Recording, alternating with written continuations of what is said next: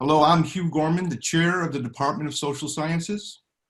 Typically, on a Friday before the university's graduation ceremony, we would hold a small reception for our graduates and their families in AOB 201. This year, of course, is not a typical year. So in place of that reception, we are holding this virtual celebration. I'm going to leave the program on the screen for a few more moments so that people who have just arrived can get a sense of the order of events. In the meantime, the first thing I'm going to do is go over a few logistics associated with holding a communal event while everybody is sitting at home in their office or bedroom or kitchen or wherever they can. After I go through these logistics, I will say a few words about our department and students. Then I will introduce the president of Michigan Technological University, Dr. Richard Kobeck, for a few remarks. And after that, David Hemmer, the dean of the College of Science and Arts, for his welcoming remarks. But first, some logistics. Okay, given that this is a communal event, let me ask everybody who is comfortable with leaving their video camera turned on to do so. You will find a toggle for the camera in the lower right corner of your Zoom window. I'm sure most people are already aware of that. I also want to note that the chat box is available for everybody to use. And again, for people who don't use Zoom on a regular basis, to display the chat box, move your cursor to the control panel at the bottom of your Zoom screen and select the chat option, which is in the middle of that panel. And then in the chat window, you can send a message to a specific person or to the entire group. The next piece of logistics is to make sure that everybody knows how to toggle between speaker view and gallery view. So the speaker view is when the person who is speaking fills the screen. The gallery view is more communal as it displays the grid of people on the screen at the same time. So right now we want you to be in gallery view, okay? And the toggle for the two is in the upper right-hand corner. And the reason I want you in the gallery view right now is because the next piece of logistics has to do with visual applause.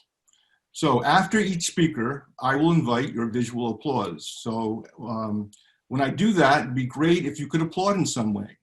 It could be snapping your fingers or clapping, but it's reassuring for everybody to see some movement at the same time. And I say visual applause because everybody's mic will be muted. So let's try it right now. Let's applaud for our graduates and everybody who has supported them along the way. Okay, great, thank you. Finally, after the closing remarks, after Carol makes her closing remarks, I will ask if any of our graduates would like to say something, like a simple hello, or perhaps some memory of their experience here. No pressure, just want to give everybody that opportunity. Let me say a few more remarks of my own before I introduce President Kobeck. You will see that several of the speakers and several of the people attending are wearing regalia, caps and gowns. This is simply to remind all of us that this is not just another meeting. We are wearing our regalia to remind everybody that this occasion is different. We are marking important milestones in the lives of our graduates. So graduates, you are entering one phase of your formal education and beginning a new phase of your lives. We will also be recognizing recipients of our Outstanding Senior Award, Undergraduate Research Award, Community-Based Research Award, and our Department Scholar. The Undergraduate Research Awards are new. One of the goals of our department is to give every student in our degree program the opportunity to work with a faculty member on a research project, not only at the graduate level where that is normal expectation, but also at the undergraduate level. Our faculty teach a lot of general education courses to students outside the department. and we contribute to the education of those students in significant ways. But our own undergraduate degree programs are relatively small, which gives us the capacity to engage our students on research projects and to help students develop research and presentation skills that are highly transferable. At the graduate level, of course, we focus on two areas of research: research that informs decisions related to cultural resource management involving industrial heritage, and research that informs decisions related to environmental and energy policy. Our degree programs are broader at the undergraduate level, but it still involves using social science methods to research problems of interest to others, often at the community level. At this point, let me introduce the president of Michigan Technological University, Dr. Richard Kobeck. One of the things that I appreciate most about President Kobeck is his recognition that technological choices and the ways in which technological systems develop is more than an issue of engineering. He recognizes that we also have to understand the policy, ethical, and cultural aspects of technological development. If we hope to make choices that result in those systems becoming more resilient, sustainable, and just, we have to pay attention to those. His strong advocacy for the Institute for Policy, Ethics, and Culture is a reflection of his support for the type of programs we offer and the research that we conduct. So with that, Don, I'm going to ask you to unmute Dr. Kobeck's mic, and I'm going to let him take it from here. Thanks, Hugh. I am delighted to join all of you here at the celebration today for what I'm sure we all remember as a very unique event in our lives, this virtual commencement ceremony. It's unfortunate so many of our plans were upended, but I continue to be inspired by the goodness and the people and the creativity, your patience and your flexibility of the whole campus community as we've dealt with this issue. Now, indeed, graduation is a special time. It's one of those few moments in life where we can recognize and celebrate your hard work and accomplishments. And today, I'd like to applaud you and the many friends and family who have helped you to get to this point. I'm sure that there are many long nights and times of doubt and uncertainty, but you persevered. And along the way, you made a lasting imprint on our campus community. And for that, we thank you. Thank you for employing your talents, your intelligence, your hard work, your creativity, and service to make our university, Michigan Tech, and the world around us a better place. The crisis has revealed a great deal about who we are as a people and a university, and I have been moved by the resilience of our faculty and our staff, and especially you, the students, particularly those that were graduating this year. As you go on to make your mark in the world, please know that we are proud of you. We have great confidence in you, and we all wish you the very best always. Congratulations.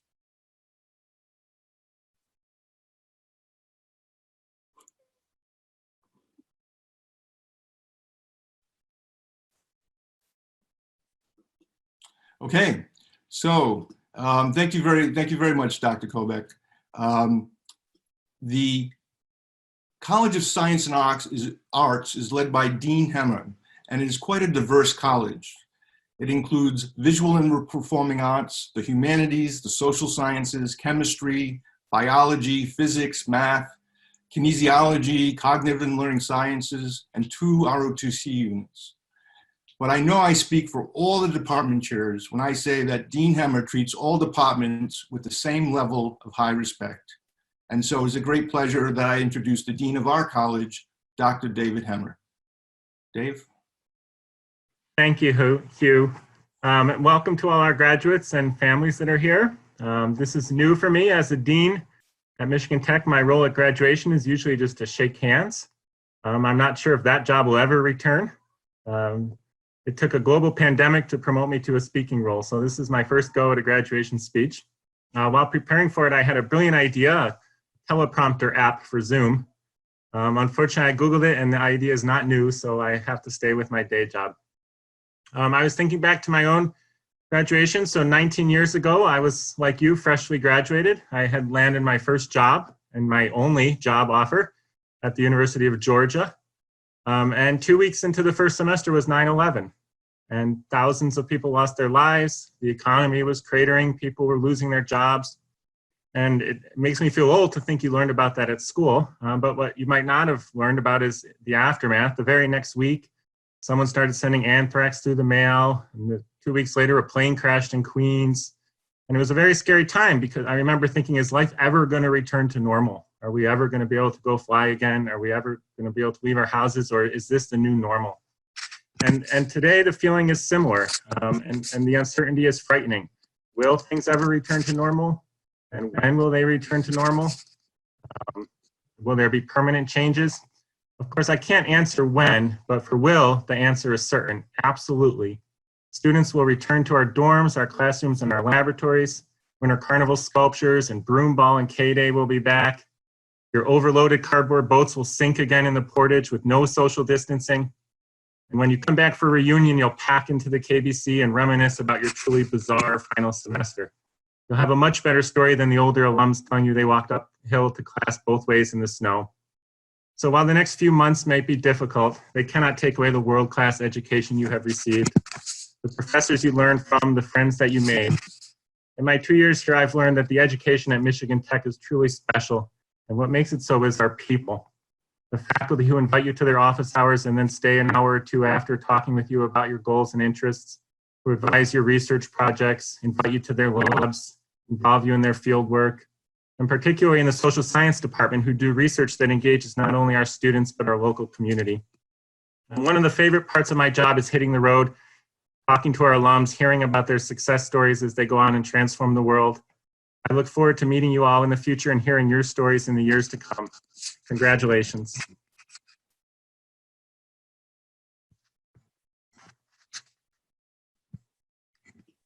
Thank you, Dave. I'm going to put the program back on the screen before I introduce our next speaker. So let me share my screen here again with the program on it. So you should be seeing a program, and the next two speakers are Dr. Myra Sanchez Morgan and Will Lytle. The program lists Dr. Myra as a student, and she is included as one of our 2019-2020 graduates, but she actually graduated last December, so we can legitimately refer to her as Dr. Sanchez Morgan. I've known Myra since she arrived in Houghton from Mexico. She finds my attempts at Spanish humorous, but the title of her brief talk gives me hope. Keep moving forward, progress, not perfection. I will introduce Will after Myra's done. So Myra, I'm going to turn this over to you now, and I will stop sharing the screen. Thank you, Hugh. Hi, everyone. I can see some friendly and well-known faces. The same way I know you. You have known me for many years, right? Well, as Hugh said, I'm Myra Sanchez Morgan, and I defended my PhD dissertation during last summer. My degree was conferred during the fall. I graduated from the EEP program. You might wonder why a Mexican woman who grew up just right next to those flamingos on the beach that you can see in my background in the tropics choose Michigan Tech. The truth is that I didn't. Michigan Tech chose me. How? Well, one of those warm evenings in my hometown when I was thinking I want to do a PhD. I'm graduating from my master's degree. I was teaching 2 courses in a university. I was working from a project for the UNICEF. So I started to think that what's next for me. And I said, I want to do a PhD abroad. And I want to do a PhD in human rights or the environment and policy. So one of those evenings I was thinking about it, I met a stranger in my city. He was lost, seriously lost. He needed to go to a monument and he ended up in a store in my neighborhood. So I decided to help that stranger, not knowing who he was. And in our conversation, it came up, what do you want to do? You have a great background, you're too young. And I said, well, I want to do a PhD. Still, I didn't know who he was. Well, the stranger ended up to be Dr. Richard Donovan from the Michigan Tech Sustainable Future Institute. So 9 months after that encounter, that day that I have a stranger, I was here, January 3rd of 2012, in the middle of nowhere. And I have never seen the snow in my life. Can you imagine that? Going from those pink flamingos to the middle of nowhere in January, right? Man, that was challenging. And you know what? You heard right. That was 2012. And I graduated in 2019. Yep. It took me 8 years because January, December, yeah, pretty much 8 years to graduate. And my PhD has been a very challenging journey. I had challenges with the weather, as you can imagine. I don't need to say much about it. And if you know me like you know that I complain a lot every single winter, and I complain a lot, and I will keep doing it. So if you see me doing the weird thing, be prepared for that, right? It was challenging now, but this is still challenging some days for me. The language. Can you imagine doing a PhD in a different language that is not yours? Taking courses, trying to live, think, figure things out after you left everything behind and you came here with 2 big cases full of clothes and dreams? Just try to make one day at a time in a language that is not yours. Yeah, my English sounds a little bit better now, but this is still sometimes challenging. Sometimes I feel just tired of thinking, talking in English, and I start doing Spanglish. So if that happens during this talk, you are, you know why.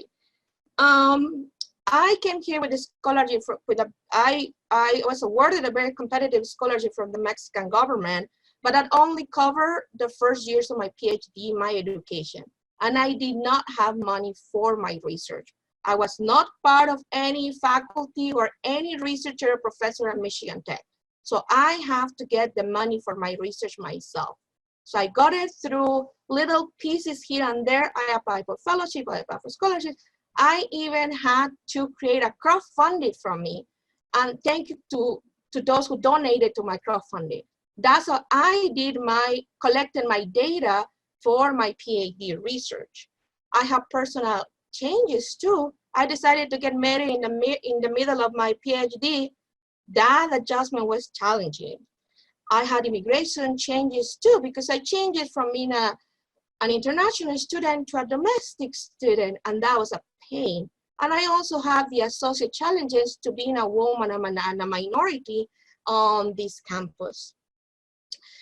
During that challenging journey, I started thinking, how can I gonna do this?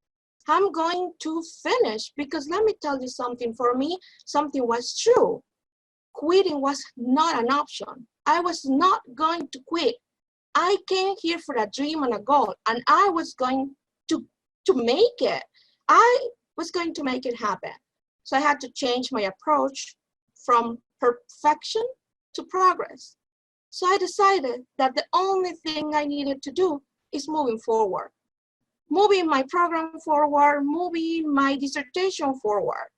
And it was hard sometimes. When life was hard, progress meant for me, maybe just opening my document, maybe just write a sentence, because that was progress, but that sentence was not there 2 hours before or the day before.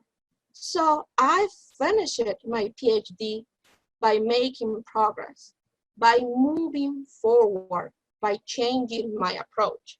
And if you see me today wearing this regalia for the second time, because I have my commencement, I walked last year, it means for me that I made it.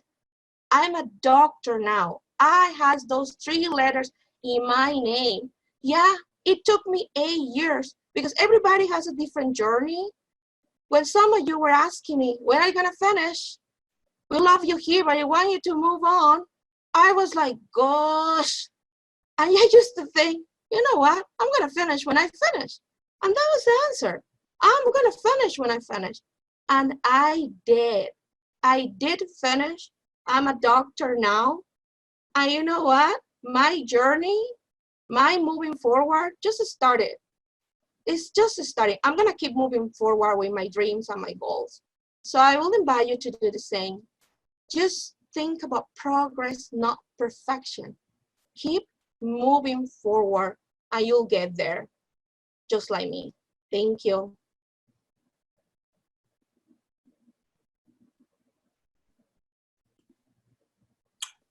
Thank you, Myra. I just want to point out there's an 8-year limit on PhD defenses, so you just slipped it in there. Our next speaker, Will Lytle, is currently a PhD candidate, and as it turns out, the Mayor Pro Tem and a City Council member of Hancock, Michigan. And I think Mayor Pro Tem means that he leads City Council meetings if the mayor is absent. The title of Will's talk is, "What does the world need now?" which is a question that all of us are probably asking. Will? Thank you. All right, so a couple tough acts to follow there. I remember when Myra first joined us on campus, and it was so exciting to have an outside perspective to our winter culture. And I would also like to start out with an announcement. I received a text message from Adewale saying, please announce at the beginning of your speech that he passed his proposal defense. So that's great news as well. All right, 2020 graduates, I'm honored to speak with you and your loved ones during this graduation event. I'm sure you will remember this year, but I hope that you don't forget the last couple of years you spent at Tech. Amazing things have happened here that you have been a part of. We have influenced each other to become better, and what the world needs now is people like you. People that can understand science and law, work side by side with engineers and chemists, contextualize problems with history, gender, and power dynamics. The inspirations of this speech come from things that have been spoken over the last couple of years in person and in emails. Informal correspondence between academics within their family. I have the unique ability to look back on our department because I rarely delete, and sometimes I don't even read emails. So I can simply search ss-department-l@mtu.edu and find conversations that we've all been part of. Conversations that remind us that we will make the world a better place. And so the first of many calls to action comes from Dr. Carter in 2018, when she recognized that MTU's students had a very low turnout of 34% for voting. Vote, register other people to vote, engage, make your opinion heard. Dr. Carter structured a course that fall, which several of our graduating students participated in, so that students could register themselves and campaign to register others across campus. But whenever possible, don't just vote. Claim a position of power yourself. Many of our students participate in or create student organizations. They have full-time jobs. They work seasonally with government agencies. Brendan revived the Social Science Student Society Squad. Sun Yuen helped lead and present a panel on decolonization. Myra and Aaron were co-founders of Aspen. Rob sought advanced degrees in engineering and social sciences while teaching military history. Charles collaborated with the Pavlis Honors College in Ghana. Karuna represented the nation of Seychelles at international climate negotiations. Maximize the knowledge and skills you have. Multiply your gifts. Teach others to read and critique. Dig out storm drains after the Father's Day flood. Shovel off roofs after a polar vortex. And then analyze the factors of those events to build resilience and serve our community. Be creative. As alum of the IA program, Daniel Schneider is, exhibiting his wood printing in the new Department Commons Area Gallery. Because the wicked problems we are wrestling with require more than one type of person, more than one idea, more than one methodology. Incorporate arts, science, and ethics into your work. Demand that your teams have a wide breadth of life experiences, as well as a depth of disciplinary knowledge. Embrace teammates that approach problems in a different way than you.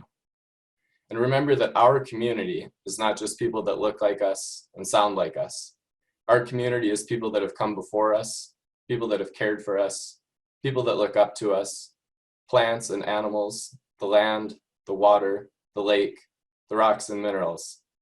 serve our community, groups impacted by our consumption, groups inspired and saved by our ideas. For the last 4 years, our community has meant your classmates, Huskies, instructors, researchers, Copper, Smelting, Andrew, Smelting, Northern Lights. But with this degree you're granted today, your community and your responsibilities have just expanded. I don't know what the next steps of your journey are, and I may not be there in the end. So I would just like to thank you in advance.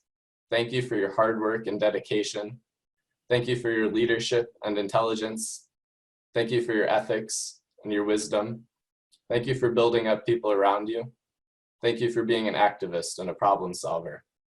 This is not an insignificant moment or a superficial celebration. You're actually at the crest of a wave, the crescendo of a symphony. The next wave will be bigger, and you will be surfing it. The next symphony will be louder, and you will be conducting it. Thank you, and congratulations.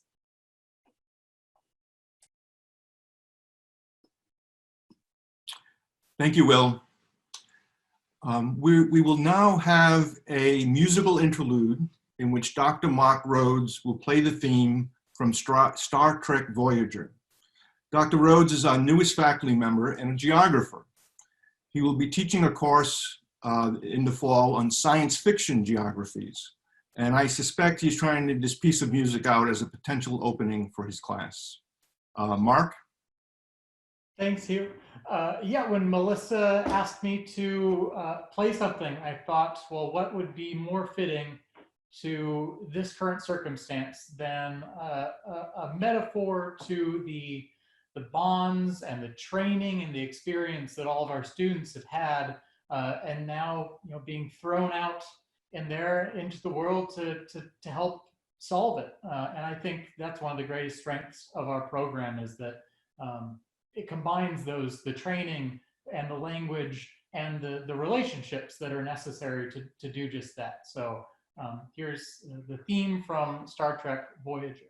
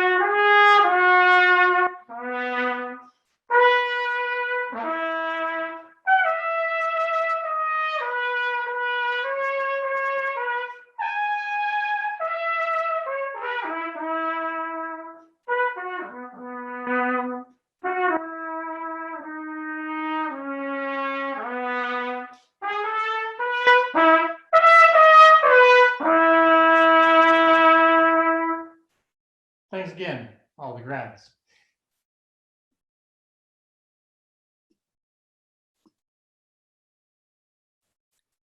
Thank you, Mark.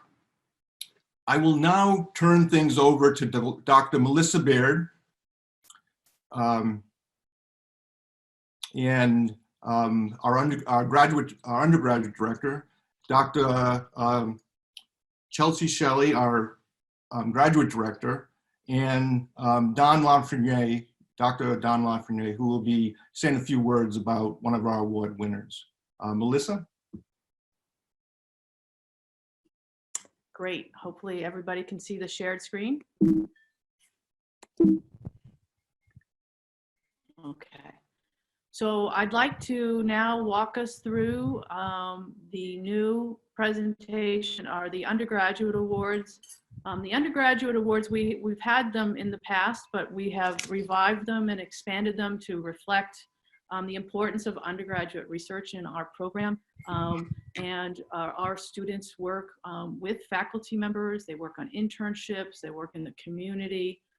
And a lot of these awards reflect much of that. So we're going to start off with the first award that we have here, which is the Outstanding Senior Award. This award recognizes undergraduate achievement in social sciences very broadly. It's given to the seniors who represent the ideals of our department and who have worked very hard on thesis and community service. And we have 2 awards this year. I'll start with Charles. Charles was my undergraduate advisee, an anthropologist, and he has received the Outstanding Senior Award. And the second award, or the same award, is also given to another student, and Susanna will be presenting that. Yeah, I wanted to just say a few words. Jessica Berryman is from Calumet, and she has spent her time at Michigan Tech taking a couple of paths. She started, I think, in health sciences, but found her home in our department and really thrived there. She was one of our inaugural group to go to Washington, D.C. last semester, and she had never really lived in a city before, being from Calumet, and she just found her way and did amazing things there, working with it's kind of the very hard parts of DC, and working criminal defense attorney there and dealing with clients in prisons and in sentencing hearings. So she really has a person who's evolved, and I'm really proud of, I mean, I'm just so impressed with her achievement. So it's nice to see her get this award. Yeah, great, great. Thank you. Okay, you bear with me. The next award we have is given to both a junior and a senior each year. It's undergraduate award. We're looking for students they're nominated by faculty, staff, people throughout the university, who's representing research either through undergraduate research project, an undergraduate thesis, or creative project.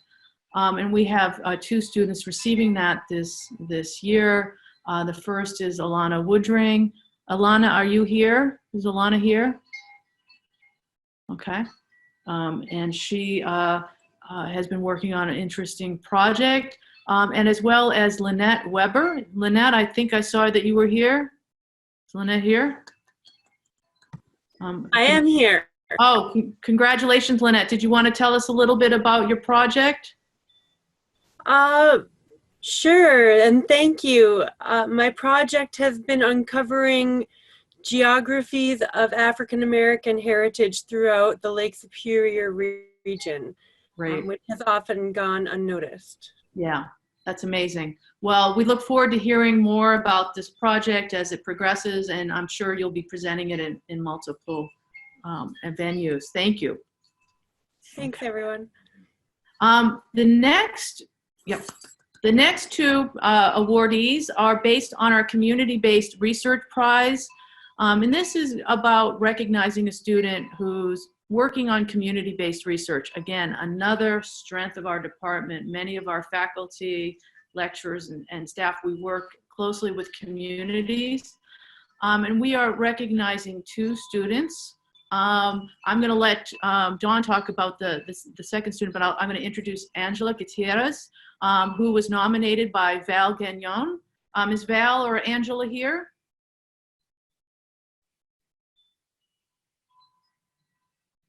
Yep, I'm here. Oh, hi, Angela. Congratulations. If you wanted to tell us just a bit about your work with the Keweenaw Bay Indian community, if you wanted.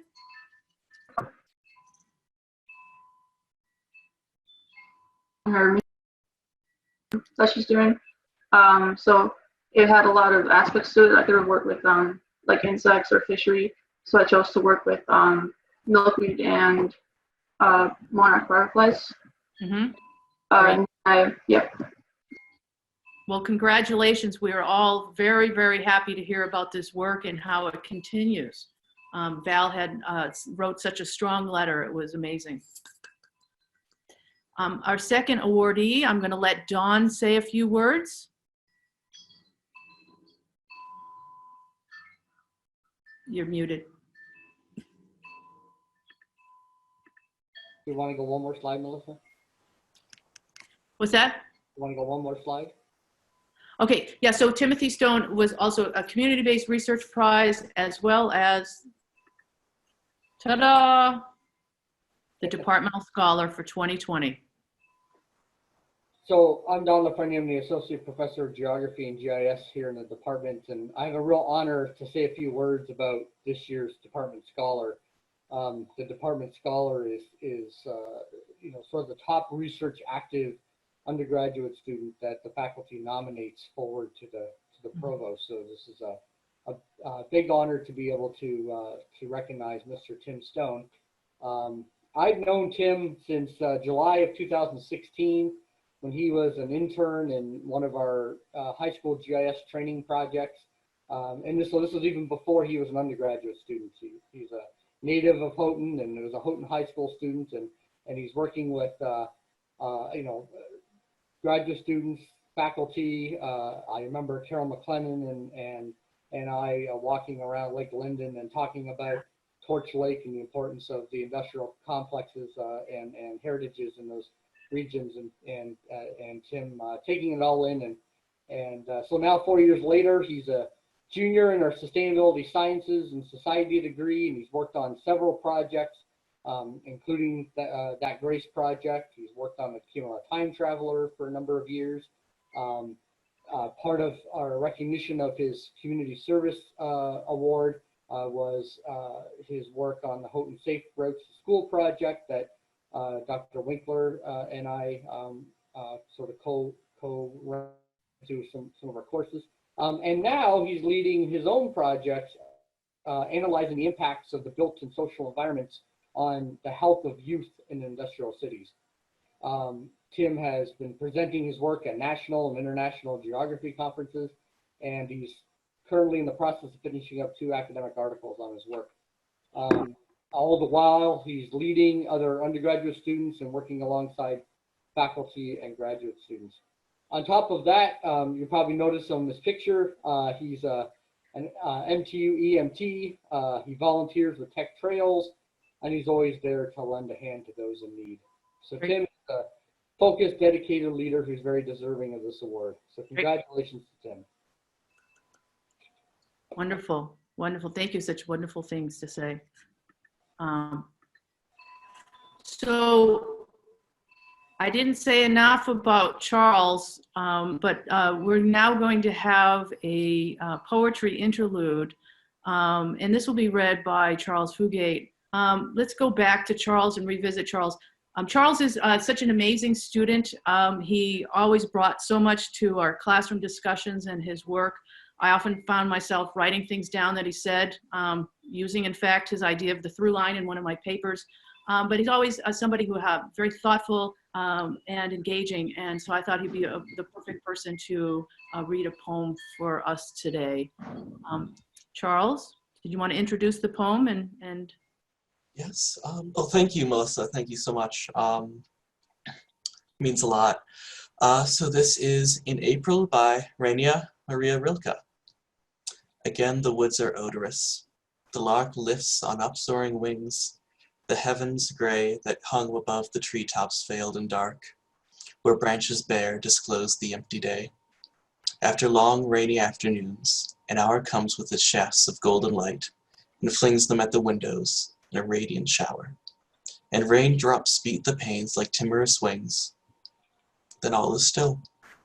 The stones are crooned to sleep by the soft sound of rain that slowly dies, and cradled in the branches, hidden deep in each bright bud, a slumbering silence lies. Thank you.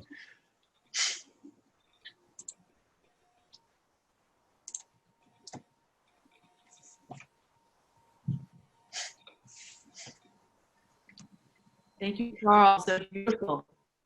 It's not an easy poem, actually. I tried it myself. I'm so glad that you did it. Okay, so now we've come to the part of our celebration where we are going to read the graduates' names. We're going to start with our PhD graduates from both programs, and that will be announced by Dr. Chelsea Shelley, who is the Director of Graduate Studies, and then follow with the undergraduates. Dr. Chelsea Shelley? Sorry. Hello, good afternoon, all. It is a pleasure to be here to join you, and it is my pleasure to congratulate the PhD graduates for fall 2019, spring 2020, and summer 2020. So Melissa, if you would like to advance the slides for me.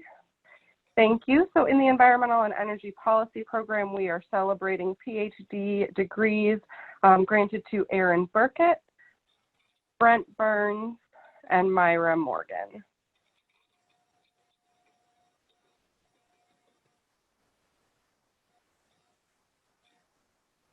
And in the Industrial Heritage and Archaeology Program, we are celebrating a PhD granted to Andrew Mueller.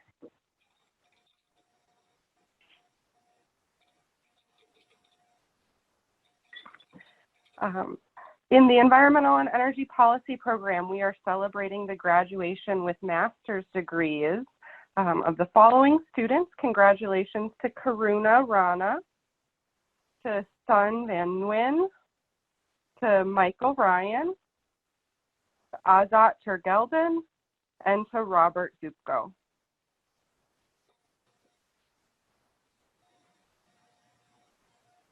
And master's degrees in the Industrial Heritage and Archaeology Program, we are celebrating the graduation of Tyler Allen, Brendan Doucette, and Joseph Awanaki.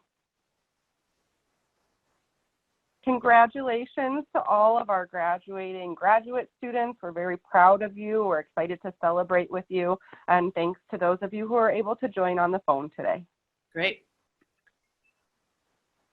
Thank you, Dr. Shelley. Okay, and now we'll announce the undergraduate degrees for Bachelor of Science that would reflect the fall 19, spring 20 graduates. In anthropology, we have Charles Fugate. Charles, you're still with us? Great. Bridget Quesnell, magna cum laude. Is Bridget here amongst us? In Law and Society, Jessica Berryman, who also graduated cum laude. Trenton Woodcox. Trenton, are you here? Okay. And in social sciences, we have Catherine Cara. Catherine, are you here? And Jason Sutherland, who also graduated cum laude. Let's give a warm welcome. Congratulations. All right. Okay, it's back to you, Hugh, to introduce the next speaker. Okay, so you can probably stop sharing your screen, Melissa. Okay. So our final speaker is Dr. Carol McLennan, who is Professor Emerita and an active research professor. She has had a strong influence on both of our graduate programs, and I cannot think of anybody more appropriate for this occasion. The title of her talk is The Knowledge You Carry. Carol? You gotta be unmuted.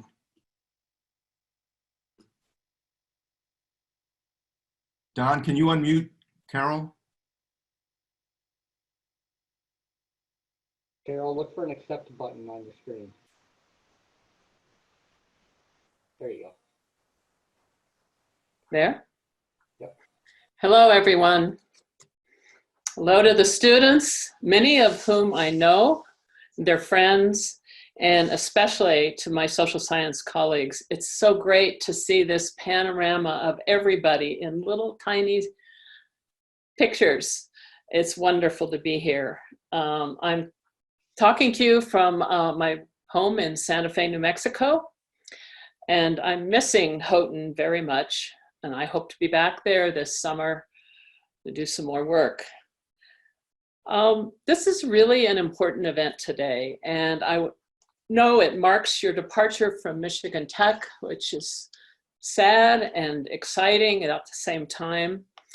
It's also a time of uncertainty, but a time for new possibilities, especially as you head out of here to different places, different things, new friends, jobs, and a new way of life. This life ahead of us, though, will be very different from the one that we have had in the recent past in many ways, but it's an important time to take a moment and reflect on what we all have that will carry us forward to a new yet unpredictable era.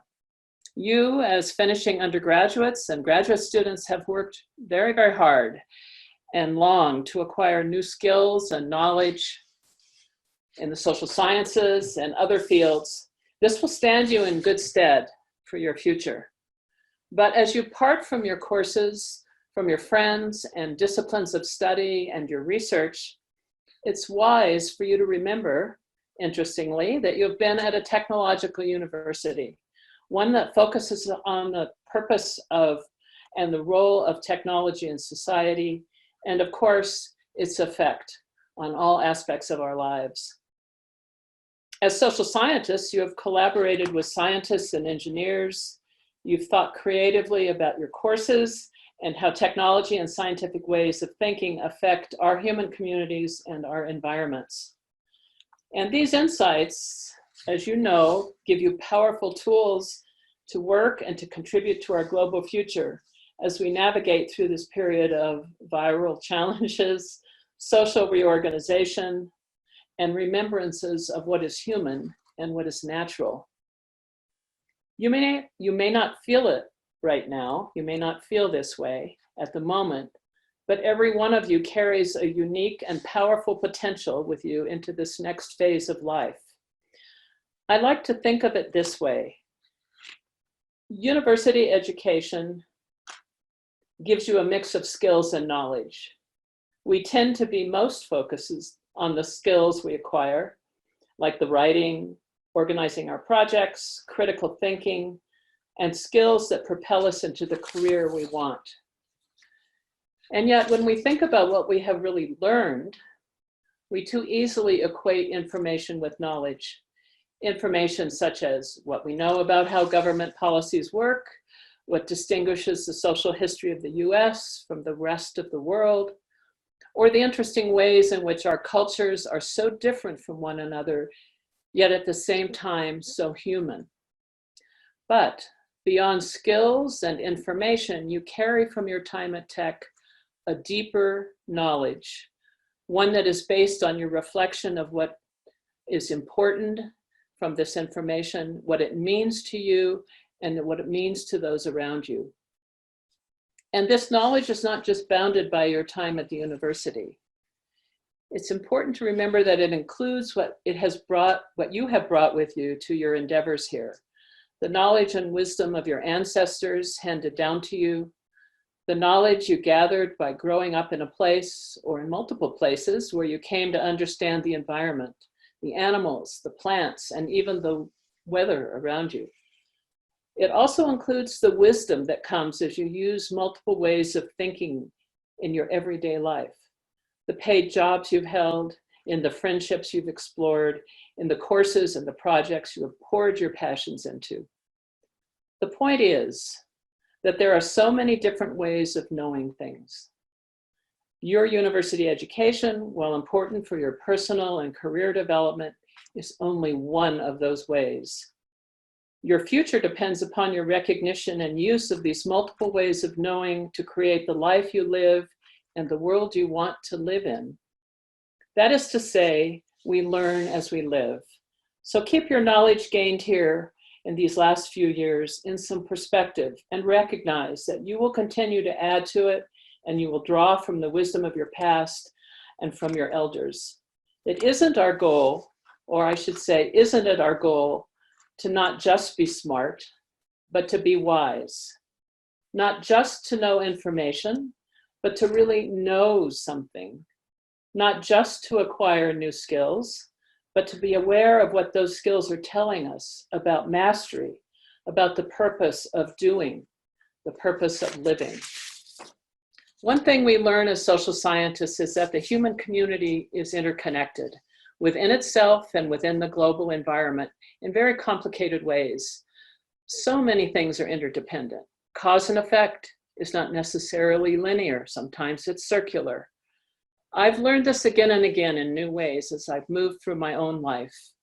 My earlier work with Hawaiian cosmology taught me to look to the future, that when I look to the future, it is to look backwards, behind and before you.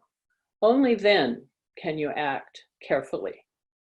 More recently, I've been grateful for my work with our Anishinaabe neighbors who have taught me much in our work on Lake Superior. Ojibwa elders tell us that as we work to clean up the environment left behind by our legacy copper mining, we must consider all living beings in our decisions.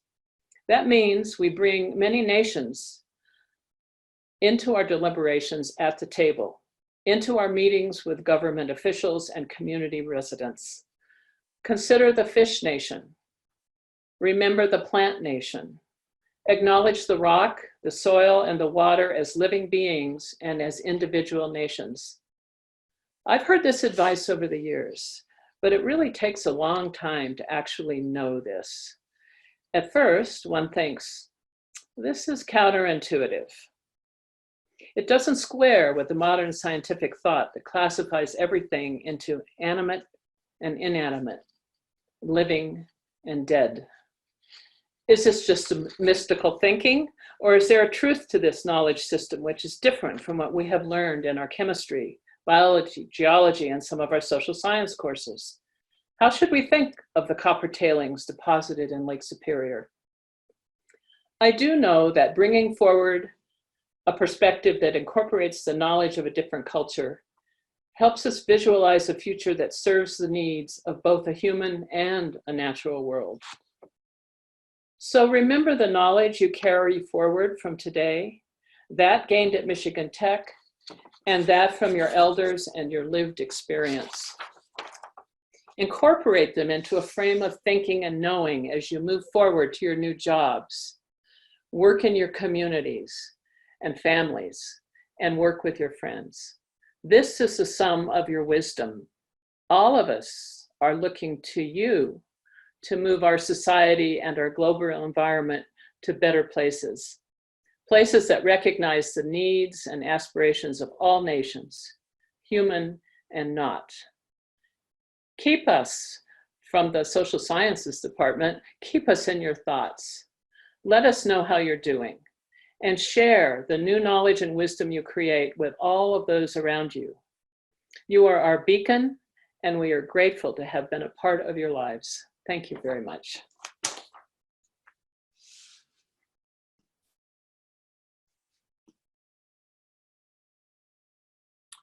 Okay, thank you very much, Carol. What we'll do now is Don is going to take us out on by playing a clip of music, and we'll end on that. But before I do that, before Don does that, I'm going to ask if there's any graduates who just want to say something. It could be a memory of an experience here or just a hello. If you want to do that, please send a message to the chat, and either Don or I will unmute you. If not, we'll go out on music. So I'll give everybody sends out a request to say something. I'll give another few seconds. Nobody wants to say anything. Okay, Don. So we're going to go out on a piece of celebration music. Okay, share your screen and let's go. Thank you. Thank you.